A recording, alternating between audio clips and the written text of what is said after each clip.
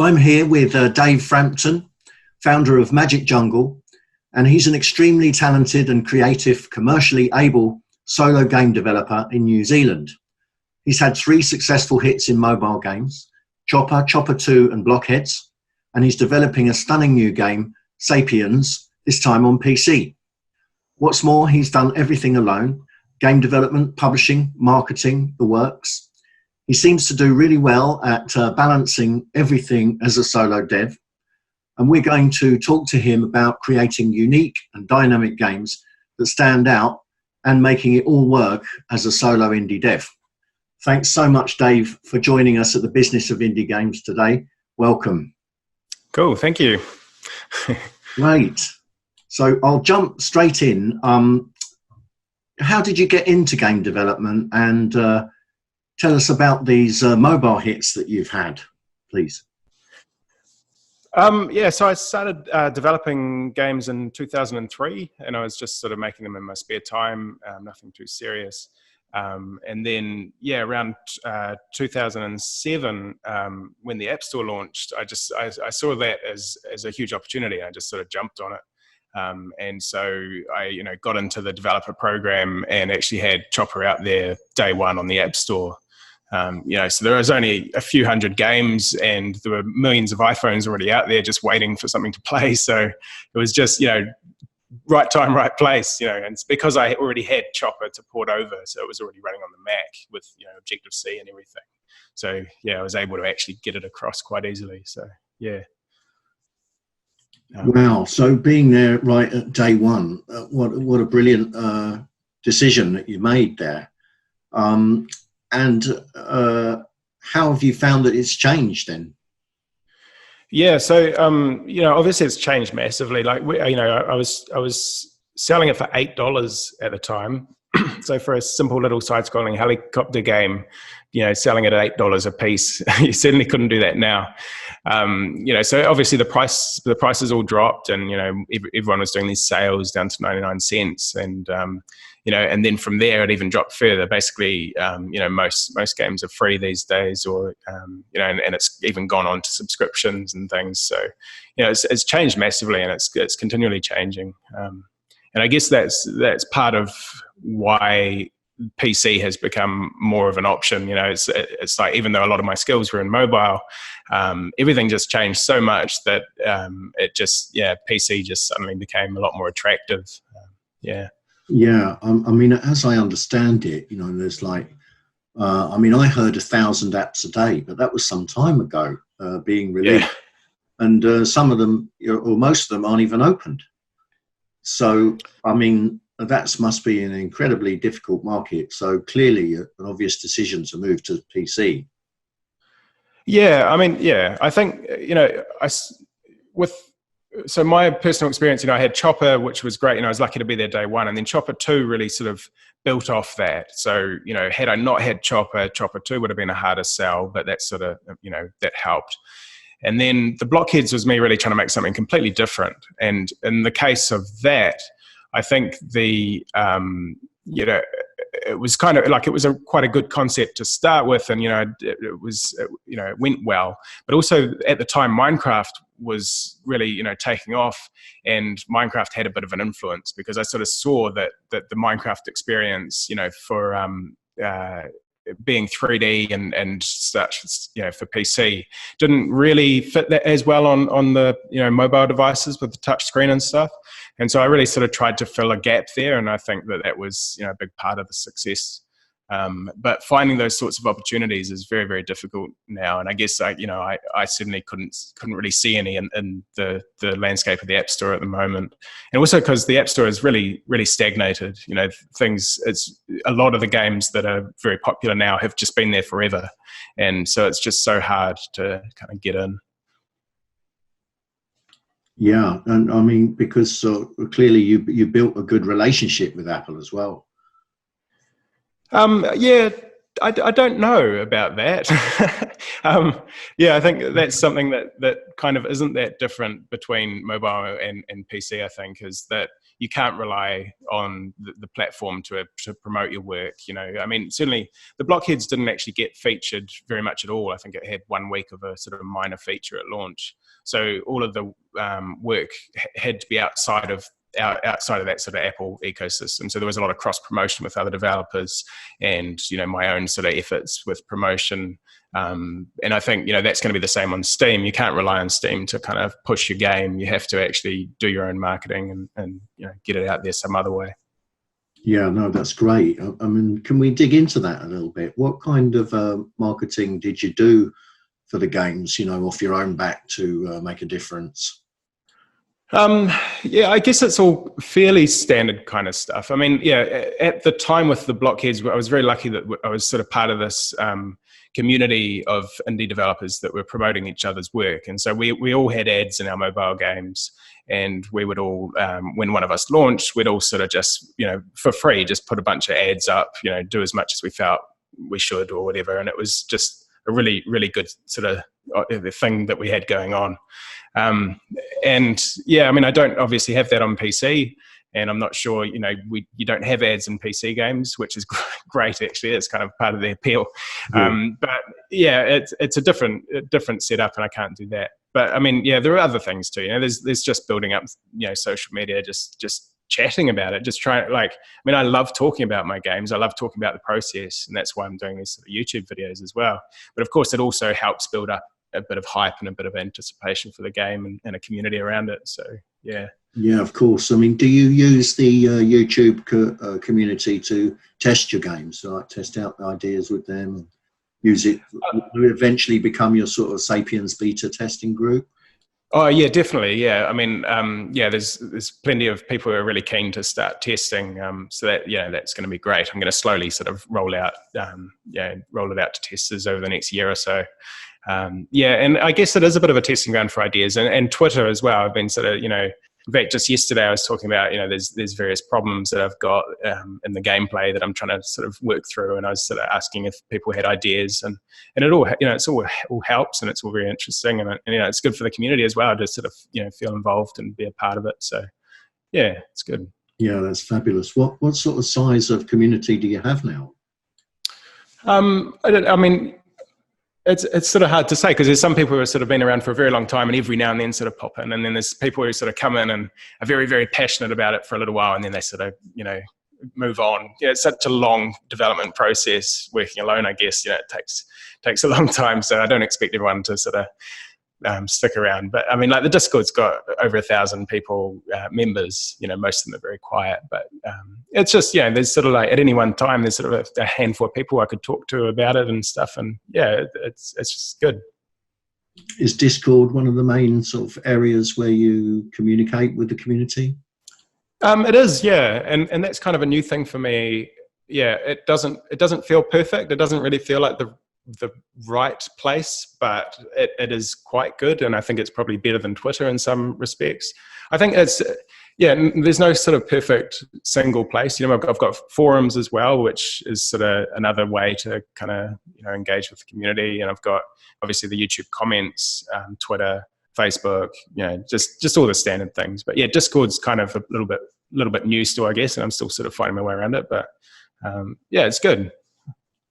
Yeah, great. Thank you. And do you feel like that who is making a success on mobile at the moment then, outside of, like you said, the legacy titles that have been, continue to do well?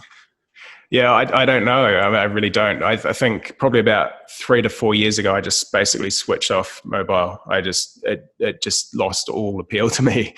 So I just stopped looking. I don't even really install apps on my phone anymore or anything. So yeah, I'm completely out of touch. Okay, great. Sorry, yeah, it wasn't clear from the questions here. So does that mean the Sapience, you've been working on it for 4 years since you stopped on the mobile?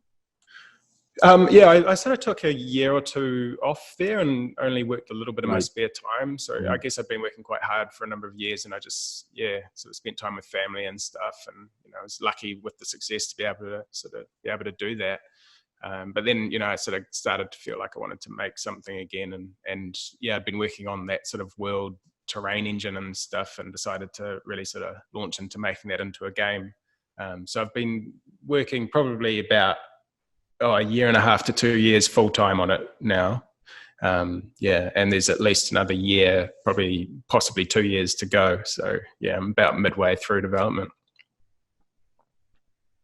Well, that's great. I mean, you seem to have a knack for creating interesting games, but you also use your own engine, which is quite unusual. Yeah. So I guess the reason that I went with making my own engine is really just that's what I had always done. And, it made sense all the way through to stick with my own engine. And so, because like when I first started making games, this is 15 years ago, there weren't many options as far as engines went. You pretty much, there were a few things, but I guess all the kind of best games were using custom engines, and I wanted to make the best games. So I'm like, I need to learn how to make a custom engine. Were you working for some of the big boys, or were you still an independent developer then? So at the time I was actually an artist. I was doing paintings on canvas, and I didn't even know how to program. And I sort of taught myself how to code, and started making my own games. And so that kind of took over. I just couldn't paint anymore because I loved it so much. And I was running out of money very, very quickly, and ended up getting a job out of someone had sort of seen the games that I was working on, and I managed to get a job, which was probably quite important at that time. So after that, I just kind of carried on making my own engine and stuff. I guess with the iPhone as well, when I went to that, again, there were no options as far as engines were concerned.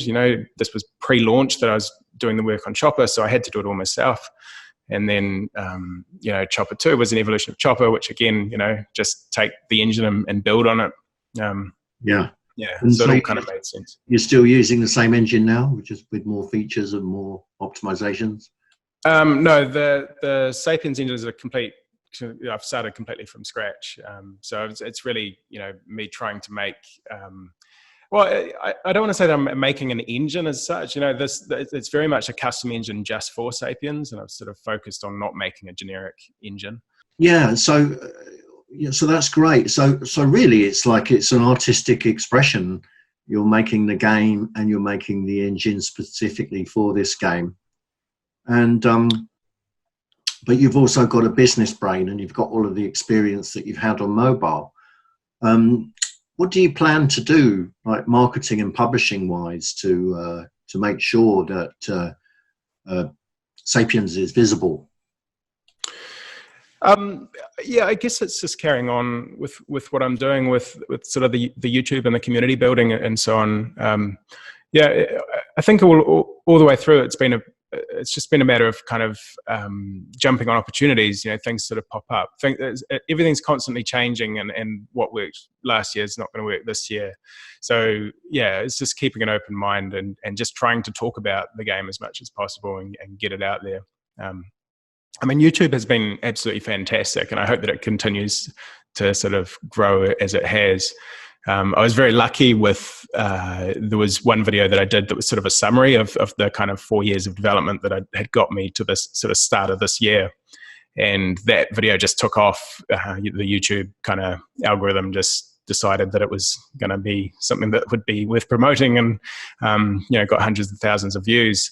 And so that suddenly just built a community overnight. And I didn't have a Steam page at the time, so I was just scrambling to put up a Steam page so I could get wish lists and stuff.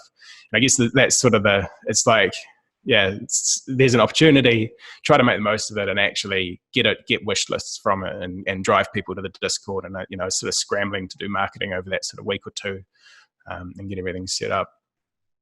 That sounds amazing. So you can actually, like, if you made some, do you think you can really make some deliberate YouTube content that would get picked up by YouTube, the YouTube algorithm?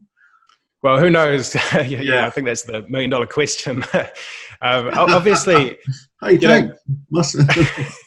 Worth asking.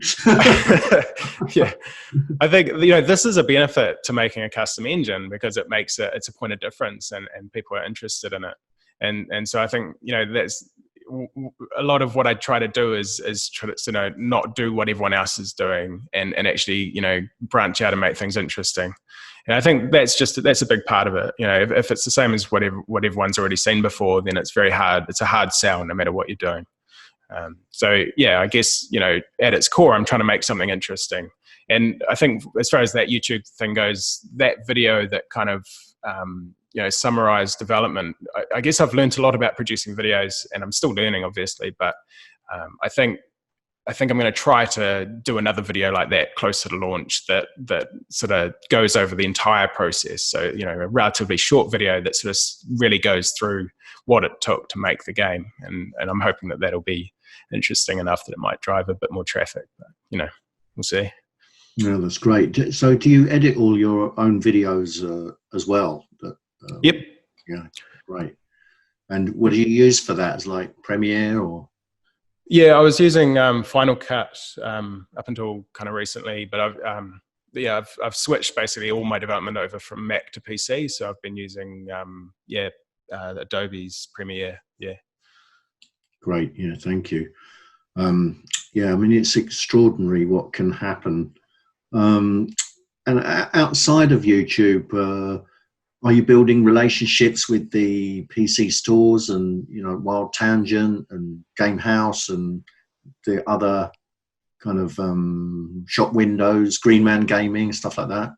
It's funny because I've basically never heard of any of those. So I think the answer is no.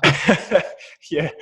No, I'm probably a bit out of touch with some of that stuff. I guess, a lot of this stuff it still feels a bit soon. I hadn't set up that Steam page. So I really didn't think that it was time to start promoting it. So I guess I will be looking into it more. But my focus is still probably more on like YouTubers and, that kind of side of things. I think, I am planning to just sort of ship it on Steam and try to get attention. I don't know. I don't have a very concrete plan and such. Yeah. Well, yeah. I mean, you're only midway through at the moment, right? Yeah. And do you what about Facebook? Do you have any plans on Facebook? Or I've spoken to some developers who have hand linked with other people that like that particular genre of game they're making. So. Yeah, I've never done any paid advertising whatsoever for any of my stuff. And yeah, I haven't, I guess I feel like that's something that you really almost need a person dedicated to. Like that's a huge task to actually get that right. You need to have a lot of expertise, and it's not something that I'm interested in. So I guess, it's something that I'm not keen on really doing. Yeah. Okay, thank you. So, I mean, another thing that's interesting me is, you're a solo game developer, and it's a life choice for you. You're making it very well, to work very well, sorry, and you've got a young family as well. How do you find that lifestyle, and how are you able to balance it and manage your own discipline and deadlines and milestones, etc.?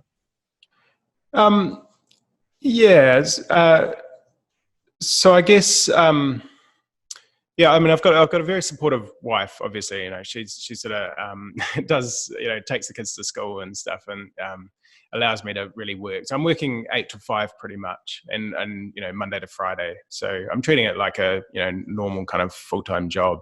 And so we actually built a separate office building on our property, so I can actually get out of the house, because I found that working in a bedroom in the house just was, getting more and more difficult. I did experiment with at one point. I started out there myself actually in the bedroom, and it got more and more difficult because during the day we had to put the mattress against the wall and get all the computers out, and then other developers would come and join me. And then by night, I'd get the mattress out again, put it on the floor. So I was forced to get an office in the end, you know. Invite customers round, you know. That's pretty full on, yeah. Sorry, you were saying. Yeah, so at one point I actually got an office in town. I was renting a shared office space with some other developers who were also working on games and stuff. And I thought that would work out quite well, but the reality was I don't know, I didn't have enough motivation to actually go into town. Like the act of commuting and actually, I just never went. And so I actually ended up setting up a home office anyway, and I'd just stay at home and work, and then I was just paying for this office that I never used. But I'm finding that having just that separate building on the side is just amazing. So I'm lucky to be able to have that, and it's working really well. Great. Yeah, I guess. I had a note on that.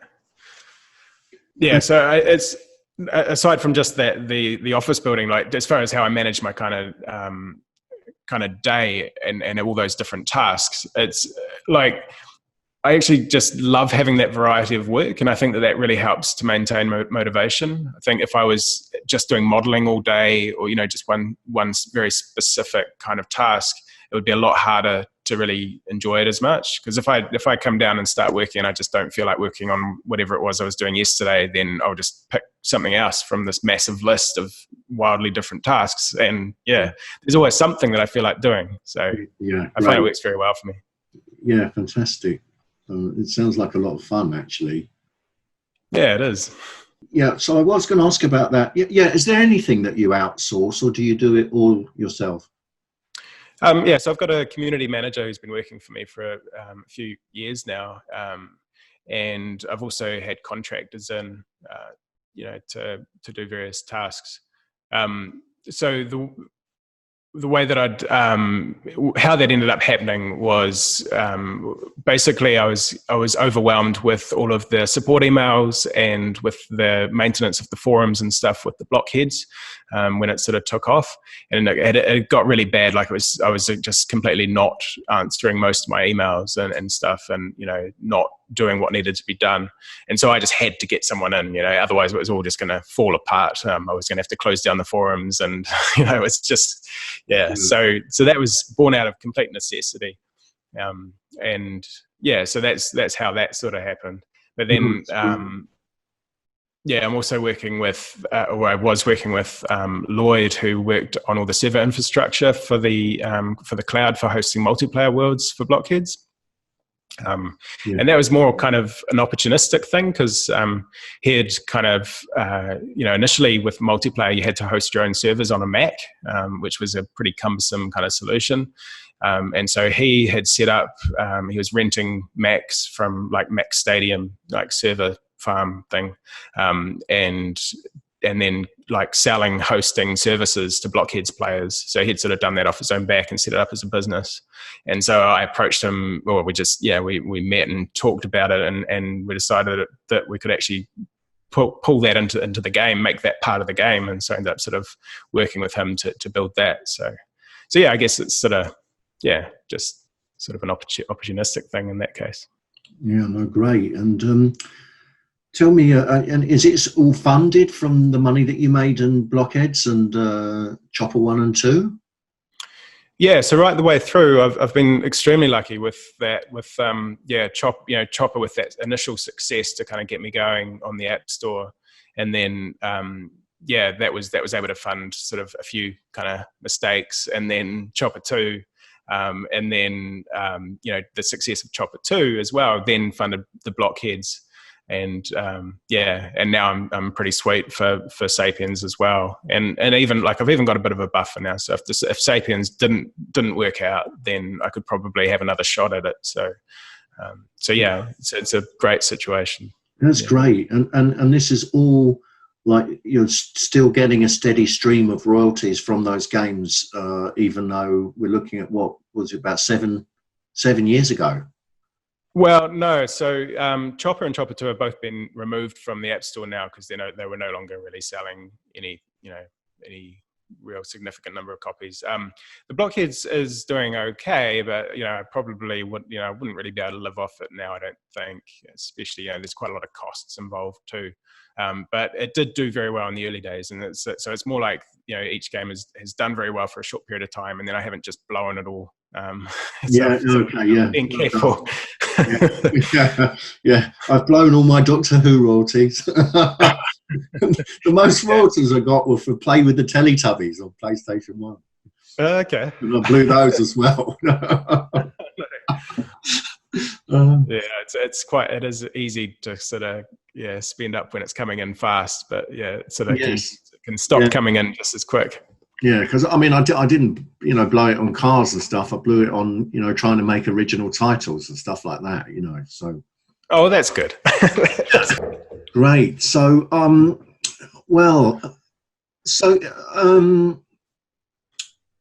if you had your time over again, is there anything that you would do differently?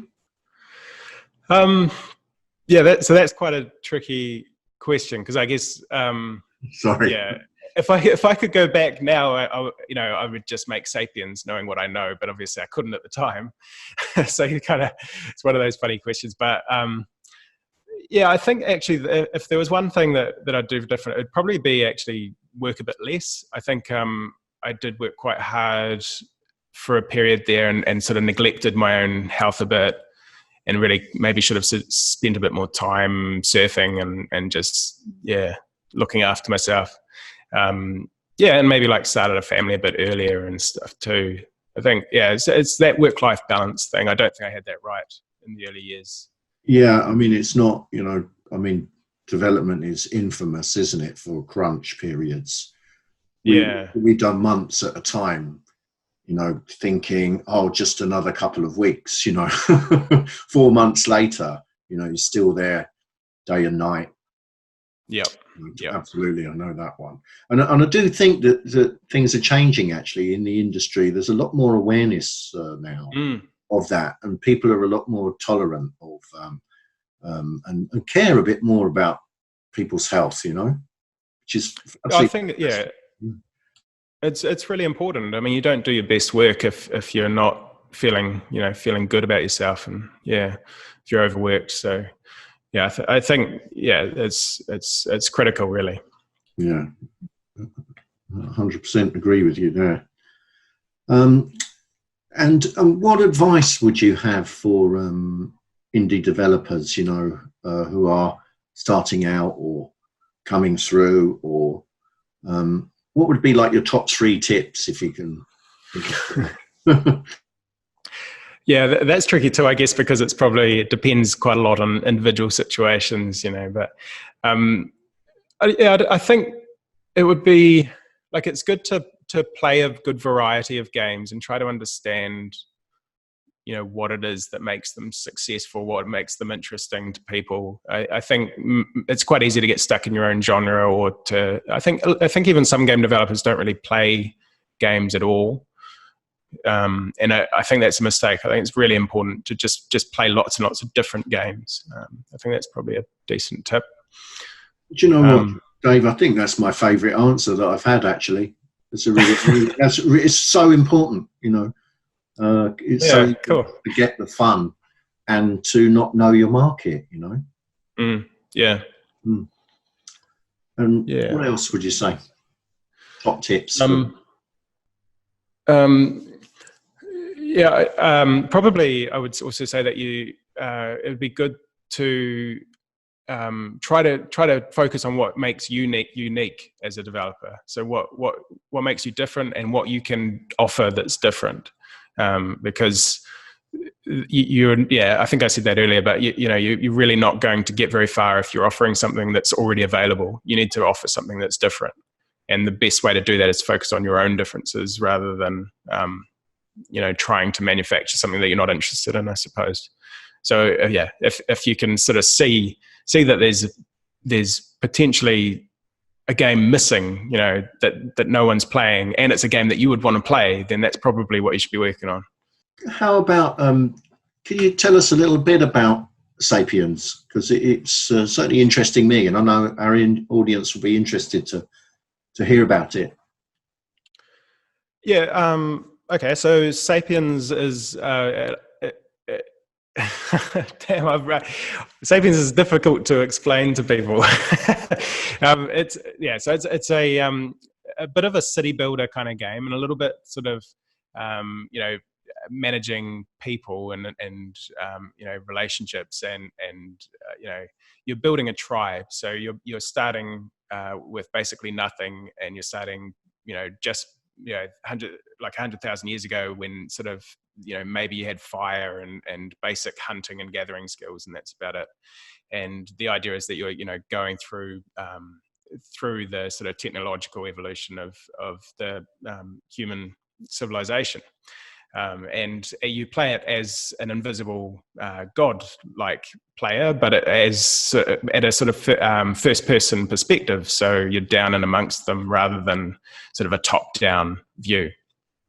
Yeah, and it's all sort of set on this world that's actually larger than Earth, which is quite kind of unique. That it's effectively infinite, but it is actually a planet. You know, you could theoretically get around it, but obviously because it's the size of Earth, if you're traveling at walking speed, you know, you're not going to ever get there.